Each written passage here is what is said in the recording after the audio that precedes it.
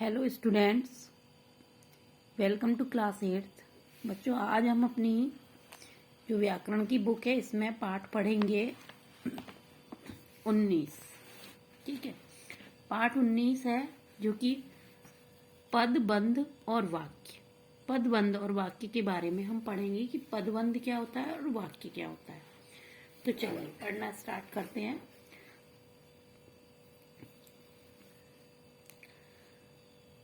सार्थक ध्वनि समूह को शब्द कहते हैं, जैसे दिशा, कमरा, फूल, सजाया आदि। ठीक है, सार्थक ध्वनि समूह।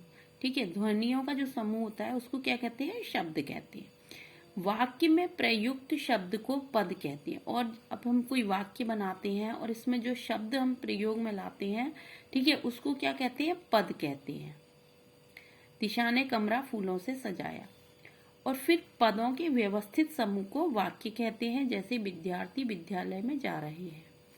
वाक्यों में प्रयुक्त पद व्याकरणिक कार्य करते हैं, जिन्हें संज्ञा, सर्वनाम, विशेषण, क्रिया और अव्यय के नाम से आप जानते हैं। निम्नलिखित पद प्रयोगों को ध्यान से पढ़िए और समझिए। अब देखिए, यहाँ पर हम पढ़ेंगे लड़का दौड़ लगाता है। ठीक है, अब वाक्य में पद प्रयोग है। अब इसमें वाक्य में क्या क्या पद प्रयोग है? लड़का क्या हो गया? संज्ञा हो गई। ठीक है, और कर्ता भी हो गया। कर्ता यानी कि कार्य करने वाला, और लड़का है तो संज्ञा भी है।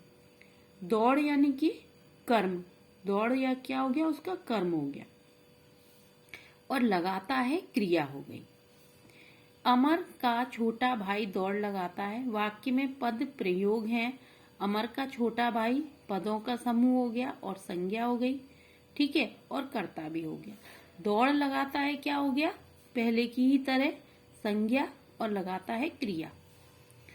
लड़का उत्तेजित करने वाली दौड़ लगाता है। वाक्य में पद प्रयोग है उत्तेजित करने वाली दौड़। लड़का सुबह से शाम तक दौड़ लगाता है। वाक्य में पद प्रयोग है सुबह से शाम तक। पदों का समूह अव्यय।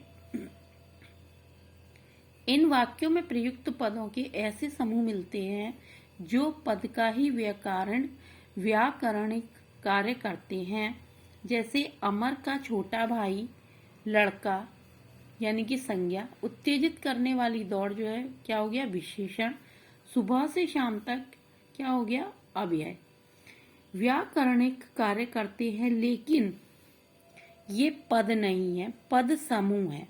इन पद समूह को ही पदबंध कहते हैं। अब है पदबंध की परिभाषा कि पदबंध क्या होता है। इसकी परिभाषा है, जब कई पदों के योग से बना वाक्यांश एक पद का कार्य करता है। यानी कि बहुत सारे पदों के जब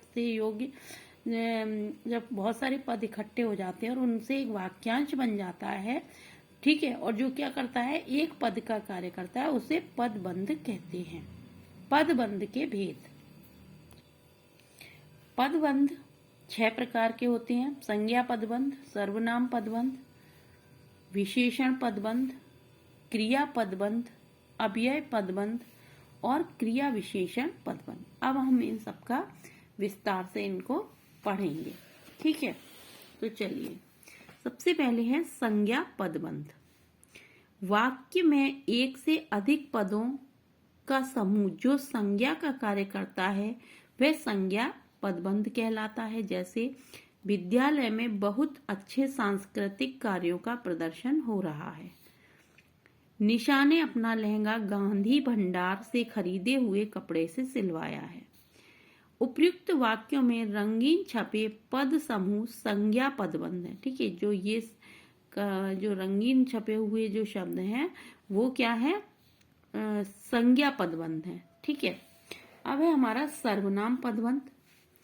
वाक्य में एक से अधिक पदों का समूह जब सर्वनाम का कार्य करता है तो उसे सर्वनाम पदबंध कहते हैं। जैसे खेल के मैदान में शरारत करने वाले तुम खामोश क्यों बैठे हो? अब देखिए यहाँ पर तुम शब्द आ गया ना, तो ये क्या हो गया? सर्वनाम पदबंध। अहमदनगर से आए हिंदी विद्वानों में कुछ अच्छे कवि हैं। इन वाक्यों में रंगीन छपे पद समूह सर्वनाम पदबंध है। फिर है हमारा विशेषण पदबंध। वाक्य में एक से अधिक पदों का समूह जब विशेषण का कार्य करता है तो उसे विशेषण पदबंध कहते हैं। जैसे धोनी बहुत समझदार और आक्रामक बल्लेबाज है। गली में रहने वाली भूरी बिल्ली कल मर गई। यहाँ पर धोनी के बारे में धोनी की विशेषता बताई है और यहाँ पर बिल्ली की विशेषता बताई है। ठीक है, भूरी बिल्ली यानी बिल्ली जो है वो कैसी है, भूरी है। इन वाक्यों में रंगीन छपे पद समूह विशेषण पदबंध है। अब देखिए यहाँ पर विशेष टिप्पणी दी है। विशेषण पदबंध के साथ विशेष संज्ञा भी प्रयुक्त की जाती है। यदि विशेष संज्ञा को पद समूह में शामिल कर लें तो विशेषण पदबंध संज्ञा पदबंध हो जाता है। जैसे गली में रहने वाली, ठीक है, तो विशेषण और पदबंध। गली में रहने वाली भूरी बिल्ली यानी कि संज्ञा पदबंध। क्रिया पदबंध, वाक्य में एक से अधिक क्रिया पदों का समूह क्रिया पदबंध कहलाता है। जैसे रवि पत्र लिखकर लेटर बॉक्स में डालकर आया है। उस खूंखार आतंकवादी को सुरक्षा कर्मियों द्वारा धर दबोचा गया। इन वाक्यों में रंगीन छपे पद समूह क्रिया पदबंध है। अब है हमारा अव्यय पदबंध। वाक्य में एक से अधिक पद समूह जब अव्यय का कार्य करता है तो उसे अव्यय पदबंध कहते हैं। जैसे सर्वाधिक रन बनाने के कारण धोनी को मैन ऑफ द मैच का पुरस्कार मिला। मेरा घर शिव मंदिर के पास है। इन वाक्यों में रंगीन छपे पद समूह अव्यय पदबंध है। अब है हमारा क्रिया विशेषण पदबंध। जब कोई पद समूह वाक्य में क्रिया विशेषण का काम करता है तो क्रिया विशेषण पदबंध कहलाता है। यह पदबंध मूलतः क्रिया का विशेषण रूप होने के कारण प्राय क्रिया के पहले आता है। इनमें क्रिया विशेषण प्राय शीर्ष स्थान पर होता है, अन्य पद उस पर आश्रित होते हैं। जैसे रमन मुकेश से अधिक समझदार है। ठीक है, क्रिया क्या हुई, समझदारी, लेकिन क्योंकि क्रिया में भी विशेषता बता दी है क्रिया की, अधिक समझदार है, तो यहाँ पर हो गया क्रिया विशेषण पदबंध। अब देखिए यहाँ पर भी कुछ उदाहरण दिए हैं क्रिया पदबंध के। कुछ लोग सोते सोते चलते हैं, उसने कुत्ते को पीट पीट कर मार डाला। क्रिया विशेषण पदबंध कई प्रकार के होते हैं। जैसे साधन सूचक, मैं शाम वाली ट्रेन से जाऊंगी। रीति सूचक, वह तेज तेज दौड़ता है। स्थान सूचक, उस स्कूल के पीछे मंदिर है। काल सूचक, 2 घंटे से मैं उसका इंतजार कर रहा हूँ। परिमाण सूचक, यह ठंड बर्फ के गिरने से बढ़ी है। ठीक, तो यहाँ पर अभी हमने जो पढ़ा वो था पदबंध। ठीक है, पदबंध पढ़ा। अब हम पढ़ेंगे वाक्य के बारे में कि वाक्य क्या होती है। तो वाक्य के अंग, वाक्य के 2 अंग होते हैं, एक उद्देश्य होता है और एक विधेय होता है। ठीक है, सबसे पहले हम उद्देश्य देखेंगे कि उद्देश्य क्या है। वाक्य में जिसके विषय में कुछ बताया जाता है उसे उद्देश्य कहते हैं। जैसे शिक्षक बच्चों को पढ़ा रहे हैं। शिक्षक उद्देश्य है क्योंकि उनके विषय में कुछ बताया गया है, और पढ़ाना जो है वो हो जाएगा विधेय।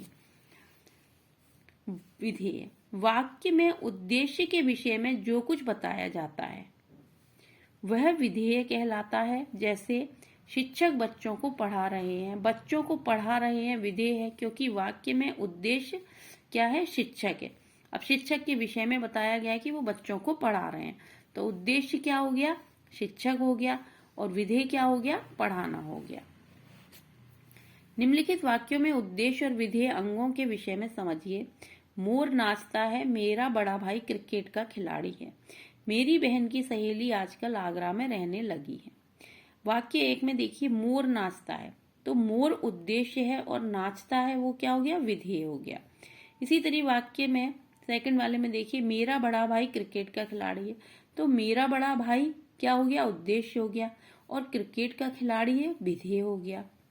थर्ड वाले में देखिए मैं मेरी बहन की सहेली क्या हो गया, उद्देश्य हो गया। आजकल आगरा में रहने लगी है, विधेय हो गया। वाक्य 2 और 3 में उद्देश्य और विधेय का विस्तार हो गया है। भाई उद्देश्य है और मेरा बड़ा भाई जो है वो है क्या हो गया, उद्देश्य का विस्तार हो गया। ठीक है, इसी तरीके से ये देखिए सहेली उद्देश्य है और मेरी बहन की उद्देश्य का विस्तार होगी। क्रिकेट का खिलाड़ी विधेय का उद्देश्य विस्तार है। इन उदाहरणों से स्पष्ट है कि वाक्य में आशय की स्पष्टता प्रकट करने के लिए उद्देश्य और विधेय में विस्तार किया जाता है। उद्देश्य और विधेय के आधार पर वाक्य के 5 अंग होते हैं: कर्ता, कर्म, क्रिया, पूरक और विस्तारक। कर्ता क्या होता है? वाक्य में काम करने वाले को कर्ता कहते हैं। आशीष लिख रहा है तो आशीष क्या हो गया? कर्ता है। अब कर्ता का विस्तार कैसे करेंगे? जब कर्ता से पहले उसकी विशेषता बताने वाले शब्दों का प्रयोग होता है तो वह कर्ता का विस्तार कहलाता है। जैसे निशा की बड़ी बहन दिव्या गा रही है। अब दिव्या क्या है? कर्ता है, ठीक है।